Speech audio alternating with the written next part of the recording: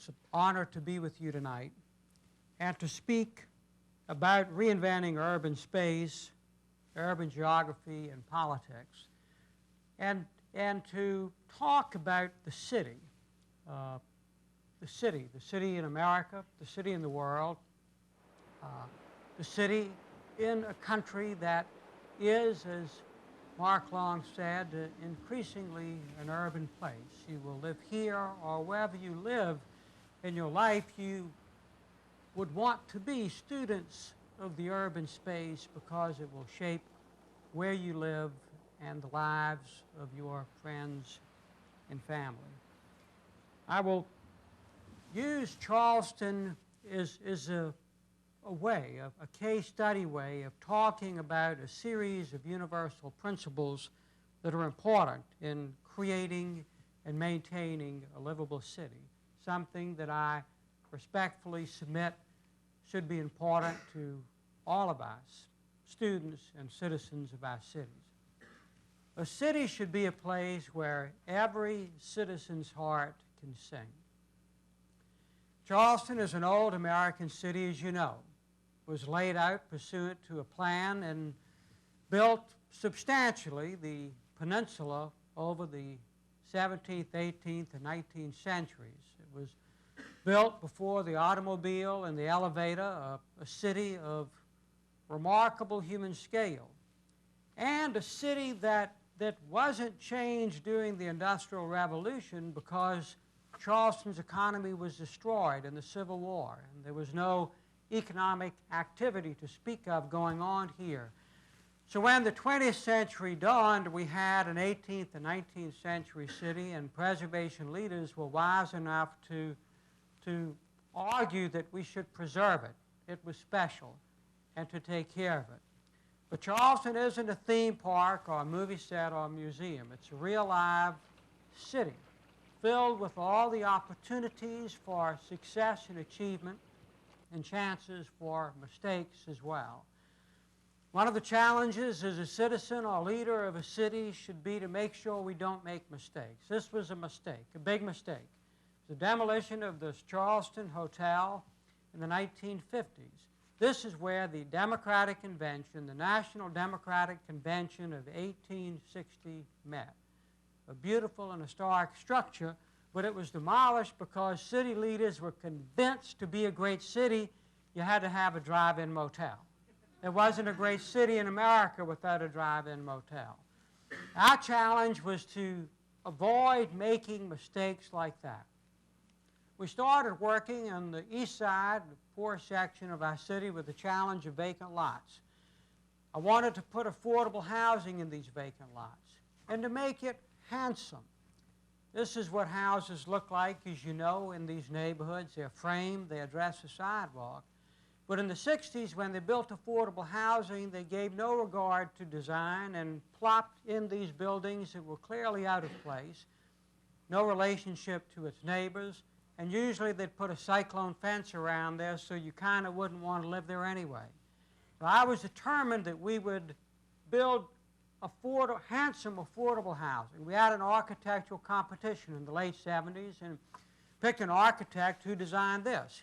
It didn't cost any more than the ugly stuff, but it just paid attention to its surroundings and said, this building should be handsome as well. So we had that great experience when we got a grant for public housing, and the Housing Authority was very excited to build 120 new public housing units for very poor people. And they said, we know just where to put the project. Actually, we're going to be on Upper Cumming Street, on either side of the street. And I said, we're not building any more projects. And they said, Mayor, we got all these poor people on waiting lists. I said, I know all about that. But we're not doing this anymore. It ignored all the accumulated lessons of Western civilization about towns and cities and scale and human relationships. Put these brick monoliths and have it for very poor people and then act with dismay when they don't work. I said we're going to scatter public housing throughout our city on vacant lots. Well, the Housing Authority was uncertain about that at first, but they came around. Then we hired architects, told them we wanted beautiful new buildings, and they came up with ugly designs. We fired them and got some other architects. And then this is what we built. Won an award from the President of the United States. We showed our country you could build handsome housing for very poor people. Buildings on the first two are public housing. The next was a house in the neighborhood. This is on Cannon Street. When we were opening these, I attended a reception at the home of the president of the Citadel, actually, and one of the servers came up to me in a crush of people, a cocktail party kind of event, and whispered to me, and she said, "Mayor Riley, I want to thank you." And I said, "What's that for, ma'am?" And she said, "Because Monday I'm moving into 7 Marion Street, one of these." And she said, "It's so beautiful." And then she walked away.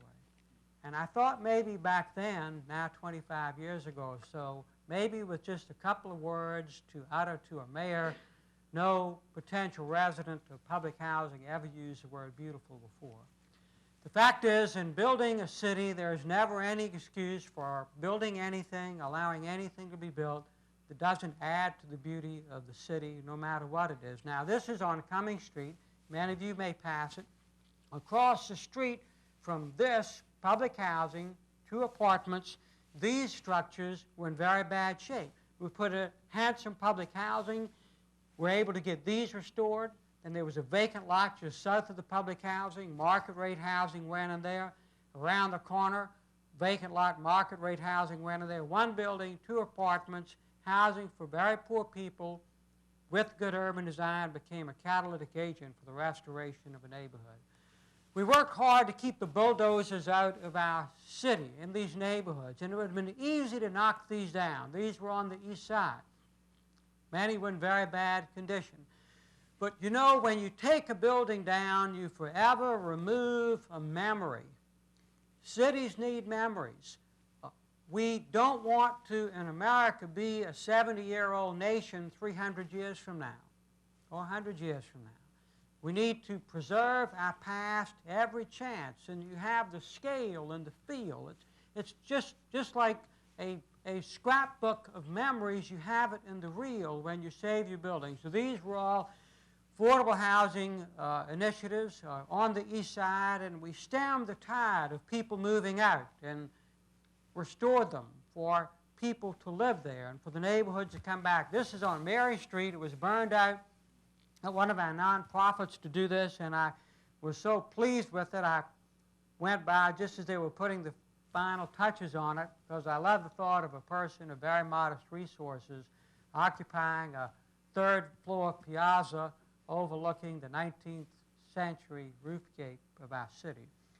These are freedmen's cottages. It's what they're called. It's what African Americans built right after the Civil War when they could legally own land in Charleston. It's a half of a single house.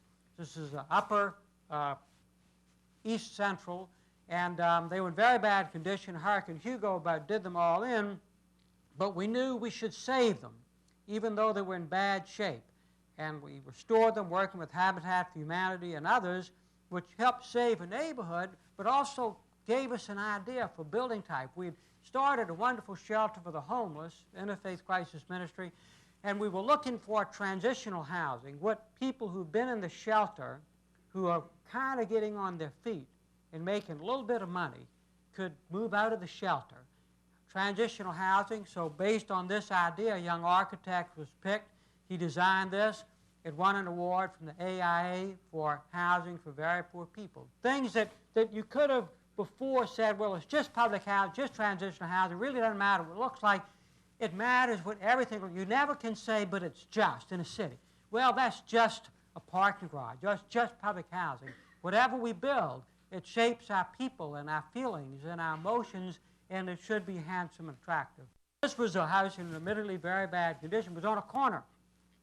Very important that we not lose it, I felt. The building official mentioned to me that it was leaning and the utility pole is vertical. It was shifting a little bit. And they wanted it to come down, and I said no, and he said, well, it's going to fall in the house next door and kill the people. I said, we move the people out. We put them in a Howard Johnson for a couple of months, and we put some money into this, and admittedly in very bad shape, and restored it for affordable housing. And now the bridge came through, and it had to move back a little bit, but it's going to get restored again. But saving that one building on the corner for affordable housing might have saved a neighborhood. This is on St. Philip and Cannon Street. It was a terrible vacant lot, awful, and vacant lots are bad because they are virus and they spread when it's in an area that's losing energy. So we got the vacant lot and put these structures in there, which is very affordable, low-income housing. And you'll see there, they look like single houses, but there's one entrance that takes you through the buildings into a courtyard. Now, across the street from that, this is low-income housing. Across the street from that is a development going on where $600,000 condos are going to be built, which is so important. Great cities continue to have diversity. People of all backgrounds and incomes and races and creeds. That's what makes a great city. It's the sharing of everyone. It's a public realm. These were houses that Medical University needed to remove to build a parking structure. Many years ago, we got them to give them to us, and we moved them to a corner lot on the corner of Cracky and the Crosstown. Crosstown came through about 40 years ago and stubbed off some streets. This is one of them. So we moved them there and restored them as affordable housing. And I started studying Cracky Street, and the next picture is taken from the balcony porch closest to you, looking in your direction. There was this wonderful tree growing out of the street, not out of the sidewalk, out of the street. It was like the highway people had just not noticed it, you know, or they would have cut it down. And so it's really cool and beautiful, but there was this terrible-looking house right underneath it. I called the people and said, we need to buy 1500 Cracky Street. Got a call back from Bill Fisher, said, Mayor, I hear you want to buy 1500 Cracky. I said, Jay, he said, you can't.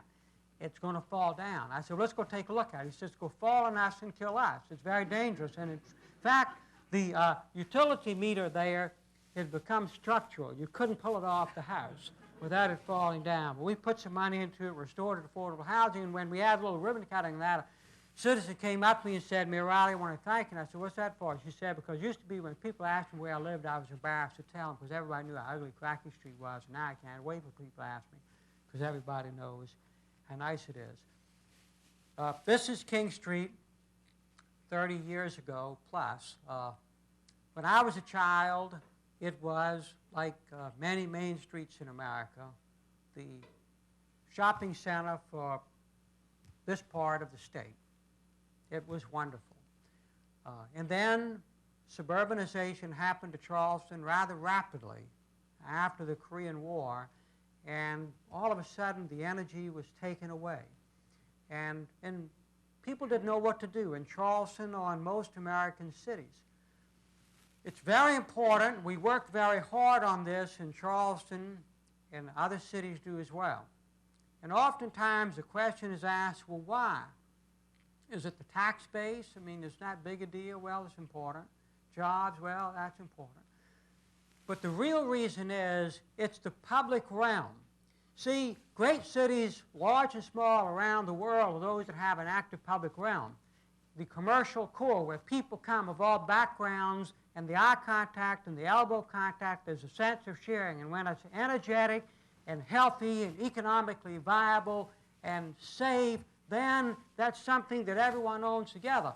Very bad if in America we send people only to the private realm, only to the place that some private entity owns, whether it's something they own or the shopping mall, and all those things are important. But in a healthy downtown, the richest person in town and the poorest person in town, the long-term visitor or the new freshman in college and everyone else own it together. We were committed to restoring King Street. When I was elected, I parked behind one of those buildings the Saturday before Christmas, walked through the building Saturday before Christmas, looked up the street. There was nobody there. Saturday before Christmas. It was almost gone. So we put together a strategic plan, and we studied what the street used to look like and the buildings. We made facade grants. See this building? It's on not too far from here. It looked like that. The owner wanted to tear it down. We wouldn't let him tear it down. We helped him, got some money, did apartments on the second and third floor and shops on the first floor. This was lower King Street, Swartz Building looked like that, put some money in it, got it restored. Hurricane Hugo knocked it down. They put another one in there. We were making great progress, but our big challenge was the corner of Market and King Street. We needed to do something substantial there, and it had to be right. When I was a child, this is where Charleston Place is now. When I was a child, there were 2 department stores there. And in the 70s, it was a vacant lot, and things were really bad down there. We did a strategic plan. In a city, you have to be very careful about what you do because there are lots of unintended consequences of well-meaning actions. A city, and especially its downtown, is an ecosystem. There are all kind of interrelationships, and you need to know what you're doing. You know, so often back then, and still in some American cities, but things aren't doing so good, people say, look here, we need to go get us a developer. Get a developer and get him to come in there and do something. You know, even if it's wrong, I mean, do something. And that would be like you being sick, you know, and not feeling well and going to the doctor and say, Doctor, I've been feeling really bad. Could you give me an operation? You know, it doesn't matter. I know there are a lot of good operations around. Just do something. And we wouldn't do that. And we can't do that about a city. We have to study it. And we have to understand clearly what is needed. So what we knew here was what was needed was critical mass. Downtown areas were built densely, and because they had a lot of people living there and a lot of people using it. So you have to have dense occupancy. We needed critical mass, and we needed to link Market Street to King Street. No one went to Market Street then and then would go to King Street. They were zones separated by this huge vacant lot, and in an urban setting, people don't walk past unnatural places like this. There was low energy going on Market Street. So we needed to move people along. We needed storefronts, but we needed a lot of energy there. We had to respect the scale of the buildings. It couldn't be a high-rise building. It shouldn't be. You had to respect Market Hall. We moved Market Street back 6 feet. It was very controversial. We had lawsuits, a lot of difficulty with it, but we got it done. It was done to be a catalytic agent to restore our central business district, and indeed it has. Now, in city building, the details are very important, and we know that in life. 2 details about Charleston Place. First is the parking. We'll talk about that in a minute, and you know about that. You see the parking garage. The other detail is the building here, which is a conference building. Now, the developers wanted the pre-assembly space in the conference building on the 2nd floor to overlook the churchyard, because you would come down the elevator and peel right into the pre-assembly space, very efficient and cost-effective to construct. And we said, no, you can't do that. And they said, why? And they said, because if you do that, then on the street, on the 2nd floor will be the kitchen and the service area, so you'll have to have either no windows or phony windows. Now, we never used to consider doing that in building cities until the mid part of the 20th century, when most of the new construction was where? It was on an arterial highway, and you didn't build to the highway, you built a surface parking lot, and then you built buildings behind that. People forgot rule number 1 in a city: you honor the street, you respect the street, you revere the street, you bow to the street, you don't put anything phony on the street. So they agreed. We moved the pre-assembly space away from the churchyard, and so now if you go up there, you have this wonderful view of King Street, which we wanted people to see King Street and to get out on King Street. And then from the street, you see a real building. It respects you, and you respect it. Because of Charleston Place, maybe 75 buildings have been restored, maybe more than that. Now, one Sunday after we had Charleston Place built and things were coming along, I was walking up King Street to buy a New York Times after church. Noon on Sunday, I saw a fellow walking down the street. I knew him. He was out of contacts. He was married, retired, lived in the suburbs, walking by himself down King Street at noon on Sunday. I approached him and I said, how are you doing? He said, fine. I said, what are you doing down here now? And he paused for a minute and then started blushing like he was going to have to reveal an emotion, which we men, of course, never want to do. And he said, well, Joe, Doris and I went to early church, and she had some chores around the house. He said, I just like to come down here and park my car and walk around because it's so nice, and I'm so proud of it. That's why all the energy in restoring our downtowns is so important, to give that sense of pride and ownership in our citizens. This is the Wachovia Bank building. You know it. It was back then, it was a remnant of a service station, one-story building with a billboard on it. The billboard was aggravating back then. I mean, it was a billboard there, and the billboard said, if you like Charleston, you will love Savannah. You know, I mean, it really wasn't all that cool. And so, not just because of the billboard, but we had to redevelop it. So the developer came and was willing to put this bank building there, but needed a little land from the city. You know, we got the parking lot back there. It used to be a little bit bigger. I said, we'll save the land, take the real estate committee, but I want storefronts on the first floor on Market Street. He said, Joe, we're not doing storefronts. We're not doing mixed use. It's not going to work. I said, we will save the land. He said, well, we'll go broke. That's a lot of money. I said, I don't want you to go broke. But William H. White, the wonderful writer, he wrote the organization map. Then he became a student of how people use cities. And he wrote that Upper Madison Avenue in the 70s in New York was doing very well when the rest of it wasn't, because every 22 feet there's a storefront. People in an urban setting move along a street when there's storefronts to keep them moving. So if you want a storefront, anyway, they agreed, and they put the storefronts. Later said it was a great idea they had, because they make more money with the retail than they would have the drapery offices on the first floor. And this couple here was actually having a perfectly good time till I took their picture. And they wondered why I was taking their picture on a Sunday afternoon. And the reason I was is because they were looking at Mueller's jewelry as they were moving down the street from Market to King Street, which is part of our strategic plan. Then we got Saks Fifth Avenue built, and that was hard deal to do. And great achievement. Saks had not built a new department store in a downtown setting in America in 30 years, and they built one in Charleston not too many years before. There was nothing going on. We worked very hard on the design of it, and on the Market Street frontage as well as the King Street frontage. I took these slides, and I'm not that great a photographer. Then the Riviera Theater was closed, abandoned. We worked a deal and bought it, and then did a deal with the developer to get it restored. Wonderful Art Deco theater. But it had this blank wall along Market Street there. Now the theater was they were going to shrink the volume of space in the theater, which would allow for first floor development. So we asked the developers to do storefronts, and they said they would. They said, now, Joe, you got a problem because the sidewalk is very narrow, so we will just kind of punch in a false arcade, something like this.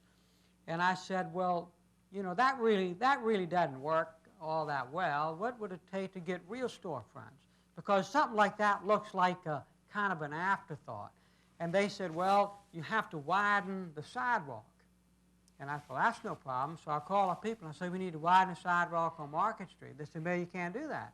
And I said, why? And they said, because you'll have to narrow the street. And I said, well, you know, I was always good at math. I actually figured that out before I called y'all. And I said, what's wrong with narrowing the street? They said, well, it'd be too narrow. So what we got now? The lane's 11 feet. Two up. I said, well, if we make them 9 feet, pick up 2 feet each side. They said, we'll study it. So they came and showed me why we couldn't do it. And the reason you couldn't do it was that with 9-foot lanes, if a beer delivery truck illegally parked in one lane of traffic, that a Greyhound bus, which didn't then come downtown anymore, wouldn't be able to pass it without their rearview mirrors hitting. And I said, well, what if we don't let beer trucks illegally park? Number one. So we widened the sidewalk, and you can go see it. This isn't a good slide, but we got the light post and then the tree, but 2 more feet. But you know, so often in the American city, so worried about things, we'd have said, whatever we do, make sure we take care of the beer truck. When the question is, how does the citizen feel on the street? What is the quality of the space? How does the mother feel holding the child's hand? How invigorating and inspirational and nourishing is the street? This was a terrible fire we had on Upper King Street when it was really hurt. And I went up there with the firefighters 2:30 in the morning. I thought the whole block was going. This is Marion King Street. Amazing, they contained it to one building. Next morning, 8:10, phone rings at the office. Bill and Fish said, Mayor, we got to let Bluestein come down. I said, no, we don't. He said, Mayor, the structural capacity of the building is gone. It's going to fall into the street and kill people. And I said, well, not if we barricade the sidewalk, is not. But what I knew was that corner building, you lose it. And the area's not doing well, that virus spreads. And then the next building catches it, it becomes a little rubble-filled parking lot. So we bought the facade from the owner. Great guy, Nicky Bluestein. And he called me one day, he said, Joe, he said, I hear you want us to put a 3-story building back. We can just build a 1-story building. And I said, well, why? He said, because no one will rent the upper floor. He said, you build it, city will rent it. We always need some office space because I knew it would look real silly for us to restore a facade, 3-story facade for a 1-story building. And we got the building restored. That one building from allowing, rather than let it die and become a remnant place, restoring it gave energy to really the several blocks of King Street. Parking was a big challenge in the American city. This was now almost 30 years ago. We wanted to build these parking garages really to allow us to do the waterfront park. And so we hired an architect, and I told him I wanted to build a parking garage that didn't look like a parking garage. And he was most respectful. He said, Mayor, you do not understand about architecture, but let me just tell you that an architecture building's got to look like what it is. And I said, no, I've read about that, but we're not going to do that at this particular location in Charleston. I don't want it to look like a parking garage. So I told him I want it to look like shutters closed. He didn't want to do that, so he'd send me renderings of just a little bit of a louver. Then he'd give me a little bit more, but always you had to see the car. You know, like, why would you design a garage if you couldn't see the car?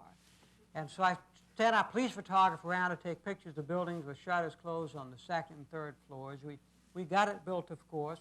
Law firm in the 1st floor, shop. We went an award from the National Endowment for the Art. Head of the National Endowment for the Art came down to Charleston to give us the award. I thought he'd been briefed by the staff. We walked past the parking garage to go to have lunch at Magnolia's before they give us the award. And he said, by the way, Mayor, point out the parking garage to me. And I said, well, Frank, we just walked past it. But the thing is, back then, you would build these ugly things and say, well, I mean, it's a parking garage. What's it supposed to be? Well, now in America, and I really think Charleston helped show the way. You see parking garages handsomely built, or with skins in front of them with other uses. With Charleston Place, these buildings on Meeting Street where Harmon's is and all that now were junky, strip joints, seedy, beat up, burned out looking things. It would have been easy to knock it all down and put the parking garage there that we needed. Went to the extra expense, buying the buildings, cutting off the back after 50 feet, so that this street, which you're all familiar with, could be a wonderful piece of the public realm. This strip right there, so often in the American city, we treat it crudely. We beat it up. We let utilitarian buildings go there. We pierce it with porte-cocheres. But that's the zone where human beings are in charge. Those two people, and we all know there are probably several dozen out there tonight, they're in charge. That's their zone. That's their public space. That's the human scale relationship of a city. And then we built a very handsome parking garage behind it. Did it with beautiful brick. We got fig bough, ivy growing up it, and a nice fountain and everything else in the alley, but we protected the street. The visitor center, we were building parking garage. We could have added a few more hundred spaces, but we wanted the visitor that came to Charleston to know Charleston was special, because we wanted them to treat it special.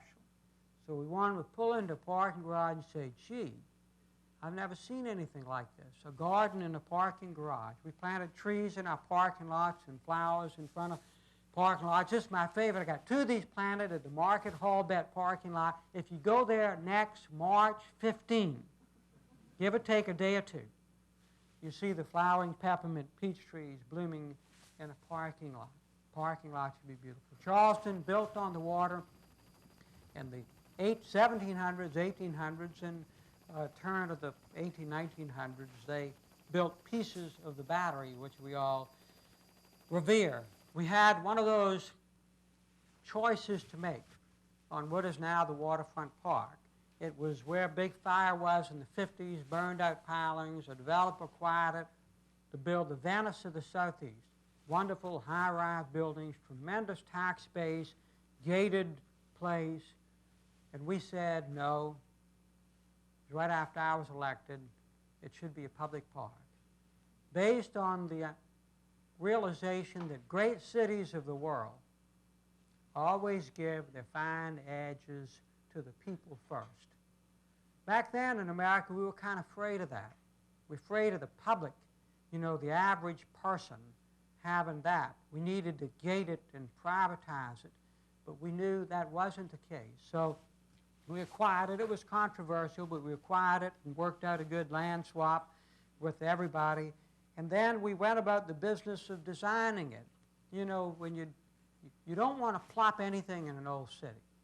So we had to make the park feel like it was natural at work. So we studied how the city used to be, and the wharfs and the east-west grid. In fact, the park helped us kind of change the grid of the city a little bit, because before then, you never moved east to the water in Charleston. You just moved south to go down to the Battery. There was no opportunity. And for the, you know, our strategic planning, rather than all the pressure go down to the Battery area to pull people across. Anyway, we got the best designers we could find, and it was controversial. People said, why do we need a new park? Park costs money, take money off the tax books, money to maintain, weird people go to parks and all of that.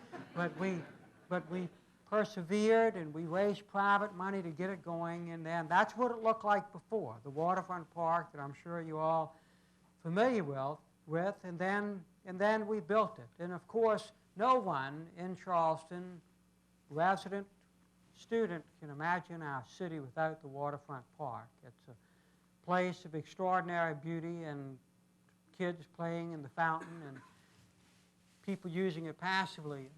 When you design a park, you oftentimes spend a lot of time on the physical, and we actually designed that just like that.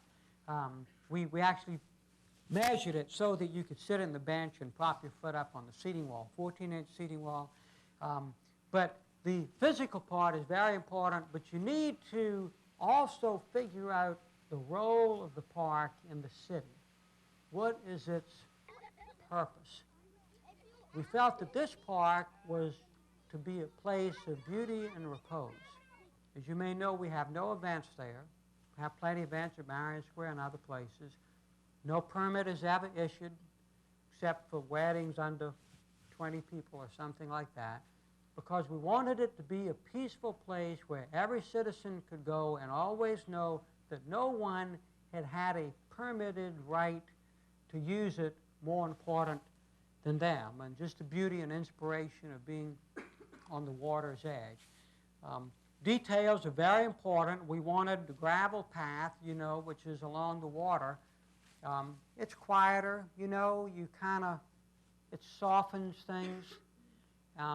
But the designer sent me just some plain gray granite, ground-up granite, you know, samples. And Charleston is a pastel palette. So I spent 2 years working on the path. We did 50 samples.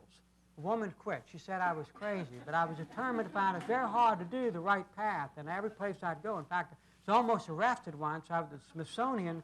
They just fixed the path behind the old building there, and I loved the material, so I had an envelope. I stooped down and was scooping some material in the envelope when luckily the security guy, who weighed about 300 pounds, came at me. I ran out, and he didn't catch me, but we finally put together our own recipe.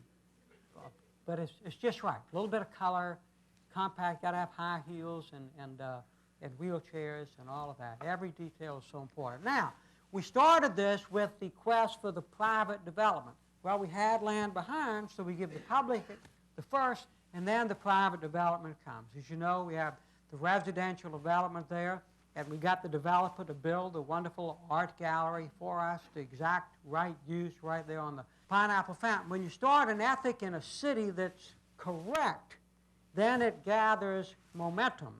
So as we planned with the Ports Authority, the redevelopment of Union Pier that will eventually be redeveloped, they accepted the ethic. Yeah, public access first on the water's edge. So eventually there'll be public access all along up there, and then you see the tall building, the dockside condominium right there, and you couldn't get in front of that, So we worked out a deal with them. Their bulkhead was falling in, and I offered to redo the bulkhead, cost $1 million, and then we would put a connection in front. But what I didn't want was that if you went to the aquarium, I'll show you that in just a minute, the wonderful public realm there on the water's edge, and the Maritime Center on the other side of the dockside. So you have these two wonderful water places. I didn't want a citizen to go to one and know that the other was on the other side of the dockside and not be able to connect, because it would be like, you know, you're not good enough.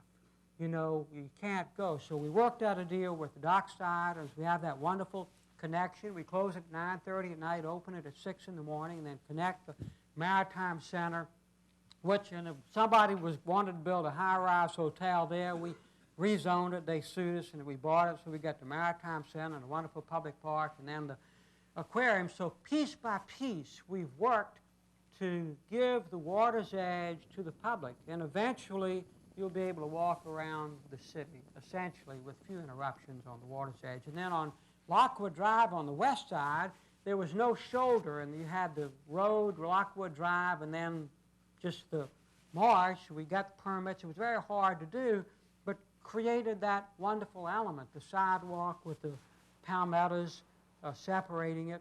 And when we opened this, I had people, I've been talking about it a long time, and I thought everybody, was kind of up on it. And when we opened it, people would stop me just to tell me how nice it was. And, say, Joe, you know where I live? I live in West Ashland. We're driving just to walk on it. Because what it was they knew that their citizenship had become more valuable. They didn't have to buy a ticket. They didn't have to join anything. They just had to be a citizen of the city, and they had another wonderful opportunity. And then we're going to eventually take it under the Ashley River bridges and connect up to the ballpark, which we built on the water because, and it was hard to do. It was old landfill, and there'd been a building attempt there 30 years ago, and it fell in, and it was difficult and costly. But we wanted the ballpark where you could see the water. And a few times ago when I was running for re-election, one of my opponents said, the mayor never told you that he had offered free land out on the edge of town to build a ballpark. I said, never told anybody because I didn't think it was important, because I wasn't looking for free land. Free land is cheap land. You don't, when you build something for citizens, give them the best land. Give them the finest site. And if it's harder to construct, it's okay. It's their city. The ballpark, and I hope you have a chance to enjoy it, but when people come to talk to me about it, they don't talk about the game.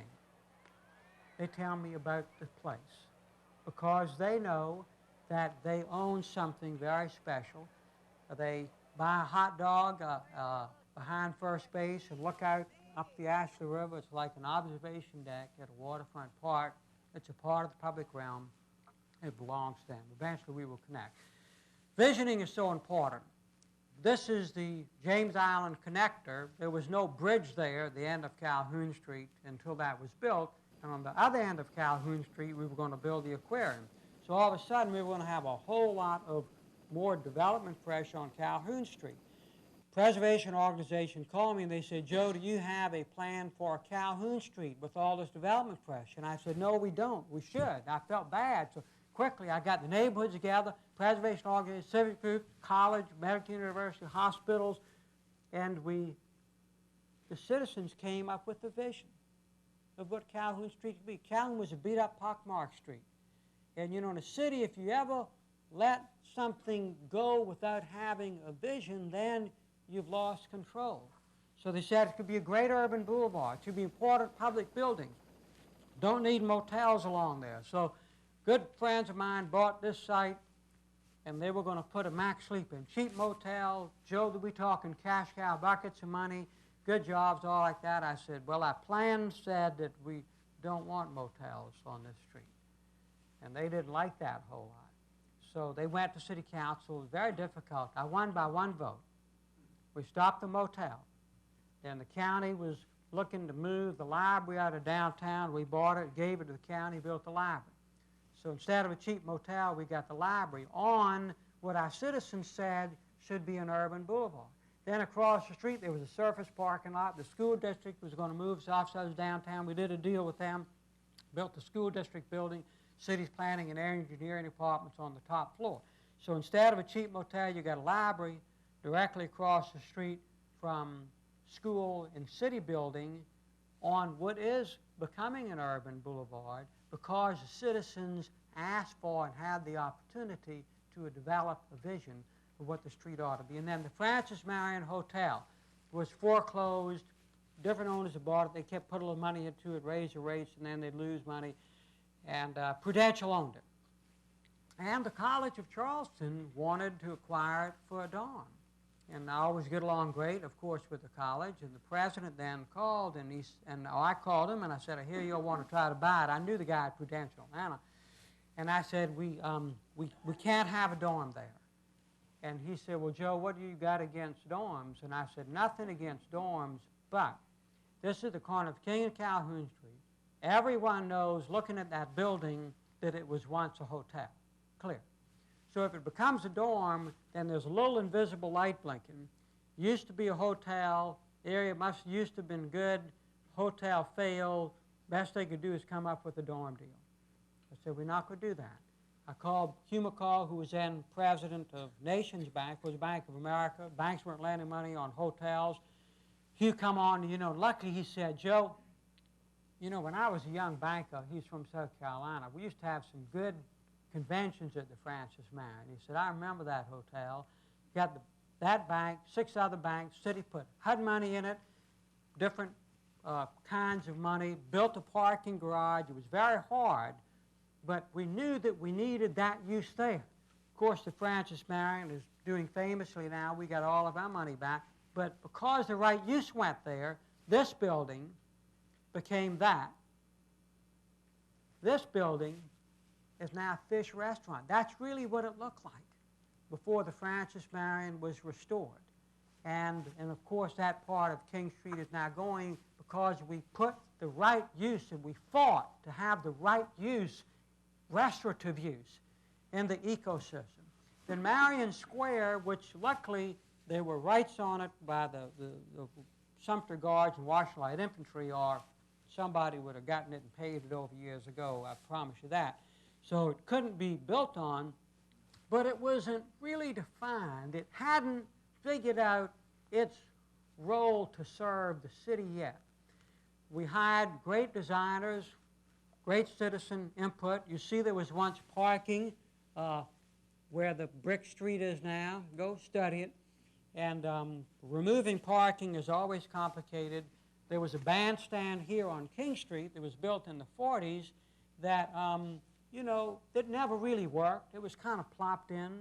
So we said, let's take the bandstand down. We got rid of the parking and make it a fine public garden. That's what we did. That's what it looked like. And, of course, you're familiar with Marion Square and so wonderfully used by citizens and by you. But that commitment to quality and giving the citizens a rich, fine public realm. Notice the materials.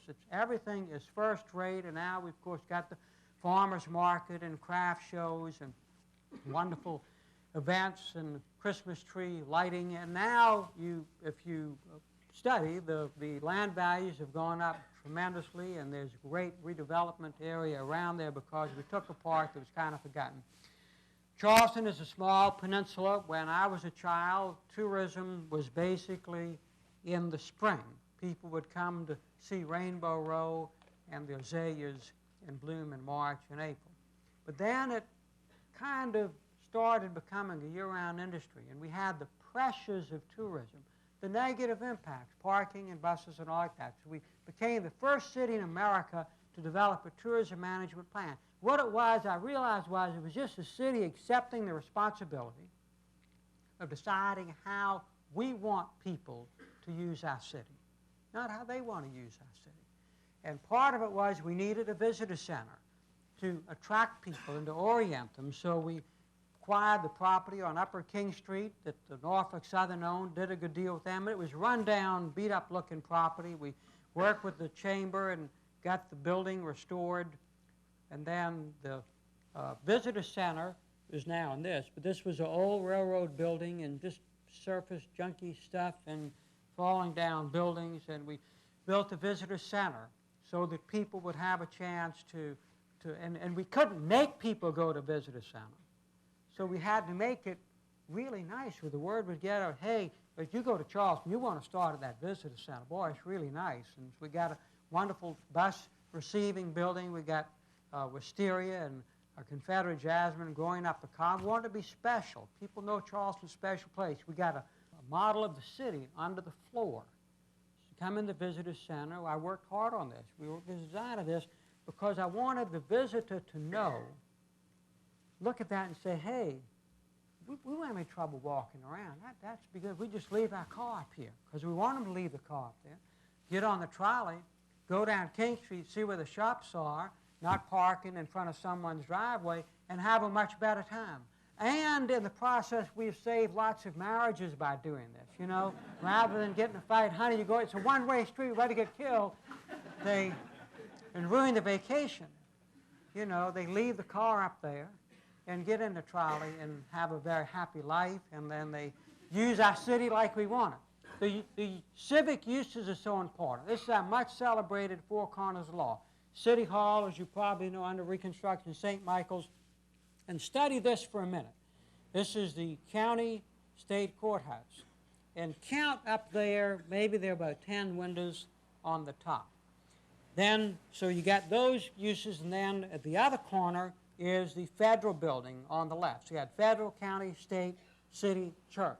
Very proud of that, and have all those civic uses right there. Well, the feds needed to build a great big new annex, and they wanted to build a big building out of scale right there in that transitional zone. We said no. They said, well, then we're going to move out of downtown. I said, you can't do that. We won't have it three corners of law. That won't work. And they said, well, basically, if we can't get what we want, we're going. So we went around the corner, bought the old Piggly Wiggly, gave them the back, worked with them, took several years, moved the building back, the design of it, so that you got it set back and you got this wonderful green space there. You protect the transitional zone. 10 years later, they needed another annex, so we worked with them to put it behind the buildings on Broad Street. I actually had to call President Clinton on this because the GSA was getting nervous. It was going to cost too much. And the head of GSA went and met with them, kind of a little bit nerve-wracking because the head of the GSA's offices are in the office. There used to be the Secretary of Interior, where the Teapot Dome scandal was hatched back in the Harding zone. Anyway, they didn't want to do it, so I called the president. I hated to do it. I'm a busy person. And so he called me back, and he said, Joe, I said, Mr. President, I hate to do this, but you just got to tell GSA, you know Charleston. I said, it's different. Things cost more. It's a historic city, but we really need to get this courthouse. So anyway, we worked out. So the other annex is back there. So we get the federal worked out. And then the county's courthouse roof was damaged in Hurricane Hugo, so they started talking about leaving. Then we back to three corners again. So we worked with the county and got them to, commendably, they moved that green building, is now restored onto Broad Street, and put a judicial center back there. And then, what they wonderfully did, the architects discovered that part of the county courthouse had been added in the 20th century, so they took it off. And rather than the 10 windows up there, you got 5, and that was our state's first Capitol building.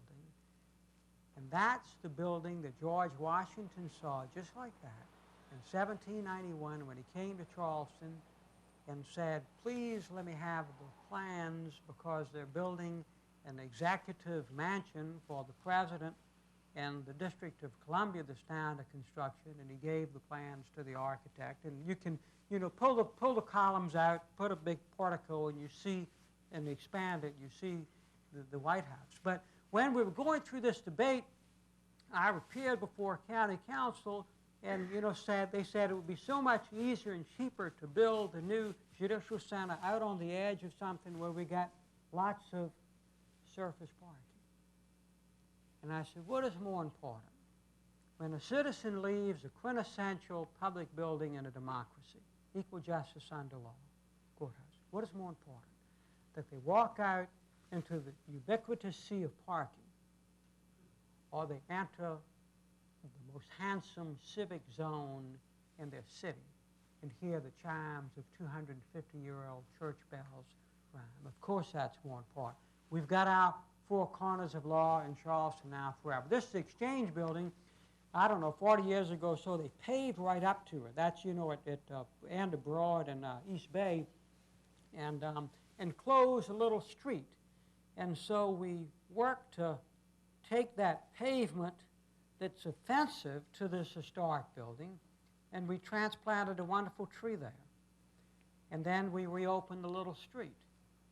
And the people said, why did you go to all that trouble? We lost a couple of parking spaces. We made a nice little parking lot. And I said, it was a very nice street once, but the reason we did was that it was there first. The very famous planning professor at Berkeley, Alan Jacobs, written on the great books, would give his students in planning a grid of a city. It's a copy of a city grid. They wouldn't know what city it was, and there would be no indication of where any buildings were. It was just a street grid. And he would tell them to circle what part of the city they would like to spend time in if they had time. And they would all invariably circle the same area.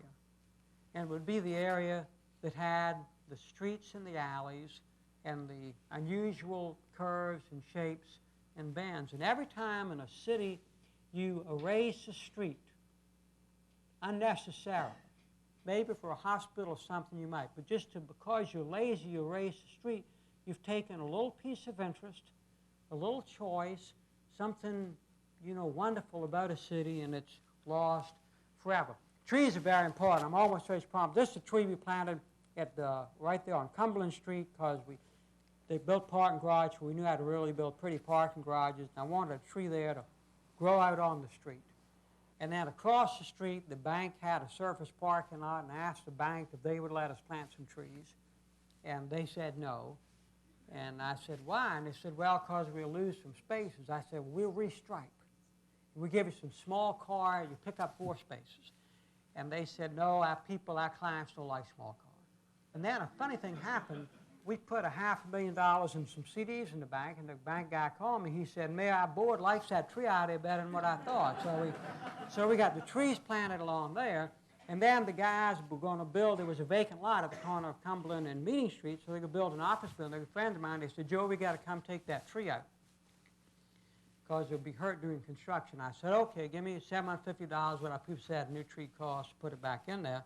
And, but then they would send the emissaries. The engineer would come and say, Joe, I know you want to keep the tree, but you can't. You got to put the utility meat box. I said, find another place to build a box. Then the other architect said, Joe, only place for dump service. I said, find another place for dump service. I knew I could put the tree back, but I was worried that when I was gone, they would come to my success and say, you know, we all like Joe. He's kind of weird about trees. We have to take the tree out. So I had to find a way to keep it. So we had a big ceremony when we replanted the tree. We did it on Arbor Day, and I needed a hook, so we dedicated it honoring the original wall of the city, which might not have been there, we're not sure, but no one knew. And so if you go by, you see this wonderful plaque, and you know, no one's going to cut that tree down. It's just part of a tree coming out. But it's very interesting, across the street, where it was an article day in the paper, the bank's been sold, across the street, the bank people came to me about 8 years ago with the plan for a new bank building. It was just a kind of a nothing 50s building there. And it was a very nice meeting. They had a young architect. He brought the plans for the new bank building. And I mean, it was a very nice young architect and very nice plans. And it was a very nice meeting, and everything was very nice. But I didn't see my trees on the plan. And I didn't want to ruin the meeting, but I didn't want to be a wimp, you know. So I said, what about the oak trees along there? And they looked at me like I was, respectfully, like I was stupid. And they said, well, Mayor, I mean, we didn't put those on there because that's the most important part of the site. I mean, you know, that's how when we would add on there, I mean, the trees reluctantly planted in time gained their natural and perceived value. So eventually, one of these days, y'all or your children will walk down Cumberland Street, and I'll be long gone, but in August, and you'll be in shade, and there will be birds singing and squirrels scampering, and you'll be occupying a livable street in a city rather than something cold and forbidding. Well, let's say that we all agree about this. students of political science in cities. But what about the average citizen? Well, this is Burr's Liquor Store, where I go very seldom. But I went by there many years ago, and I know Clyde Burris. He's a great guy. I grew up with him, and friends are there. And at least back then, they all had on pistols, which was kind of cool, I thought, you know. And so I go in there one day, and they converge behind the counter as I'm approaching with my very modest purchase. And I get a little nervous, like they might be mad about something, you know. And so I wondered what they wanted to talk to me about. This is what they wanted to talk about. This was at Rutledge and Broad Street. We had that no man's zone there with the asphalt inside those concrete buttons. And we were running the water line down the street, and a friend of mine sent me a note and said, Joe, why are you all digging up? Why don't you plant something in there? I sent the note to our Parks Director, wonderful guy Steve Livingston, and he came up with this idea. So rather than that, we got that. One of those guys at Burr's Liquor Store said, Joe, you know what you did down there at Broad and Rutledge? I said, yeah. He said, that's the prettiest thing I've ever seen. Another guy leaning on his pistol said, Joe, you know where I live? And I said, yeah. He said, I drive 2 miles out of my way going home at night just to ride by. Another said, that was a big oak tree y'all put in there. I said, well, we thought that'd be nice at the corner. Another said, y'all got a light shining on at night. I said, well, we thought that'd be nice. Then they wanted to get into some flower beds we'd planted not too far away. And then they started discussing Charleston Place and how the new buildings blended in with the old buildings. These guys at the liquor store wearing pistols wanted to talk to their mayor about beauty in the city. Our culture wants it desperately. I mean, many challenges. There's lots of violence. Things can be harsh and cold and plastic or whatever. We give our citizens in their town places of beauty, and they support it every time. So if you got the political support, what is the overarching public policy? It's this. Now, this is down at the waterfront park where we put bluestone on the sidewalks. That's how they built sidewalks in Charleston in the 1800s. We went and bought very expensive bluestone from New England and came down, and they put it in. We don't mortar the joints in the side. We just put on a sand bed and then put them together. And it just didn't look right. It looked like some patio material we'd bought, you know. And it was because they cut the edges of the stone at the quarry so sharply now. You put it in, and I mean, it's clearly new. It doesn't work. I was very disappointed.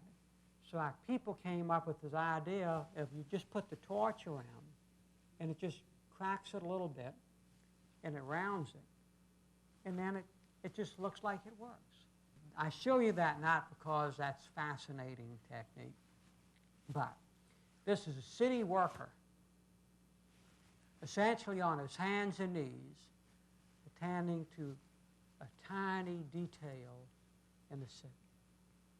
That's how we have to feel about our towns and cities in America. Because, as said earlier, we're increasingly becoming urban. We're the most urban nation in the world. And we must see our towns and cities as precious heirlooms that we inherited, and we have enormous responsibility to treat them carefully and enhance them and make them more beautiful than we found them. So that we got political reasons, political support, public policy reason. Is there a moral imperative here? Yeah, there is. It is, as I began this lecture, which is now coming to a close, that is that a city must be the place where every citizen's heart can sing. The first part of the waterfront park we built was a pier at the end of Badger's Wharf, while we were surcharging the other part of the park that would take a few years. There had once been a pier there, and then it fell in, and then in the 60s, some effort to do something nice was there, but it started cracking a little bit.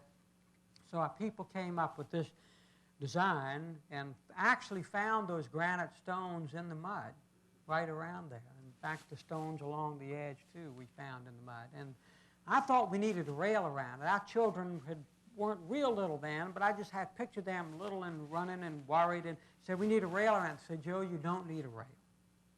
Just design it like this, it'd be all right. And they said, you know, people will sit on the wooden benches, but said some people might just sit on the granite and drape their legs over. It'd be okay. I said, all right. So one morning I was jogging at sunup, and I saw a fellow doing just what they said, sitting there, legs draped over. I knew him. I didn't bother him. He didn't see me. I saw him a couple of weeks later on Broad Street. His name was Clarence Hopkins. He was an epileptic, frequently had seizures. People in the business district knew how to care for him. His jobs were sweeping up in front of a gas station and shining shoes. Rode a bicycle, lived with his mother.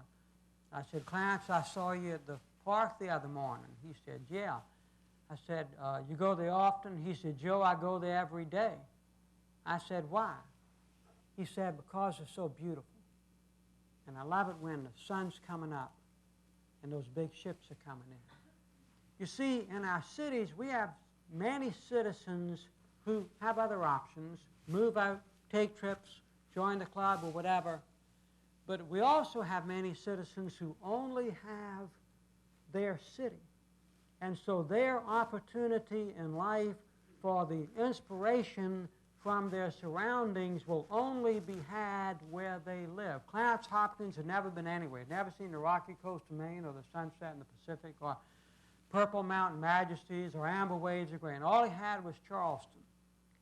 When we were opening the waterfront park, I'd been looking for him, hadn't found him, hadn't seen him for a while, and found out that he had had a stroke.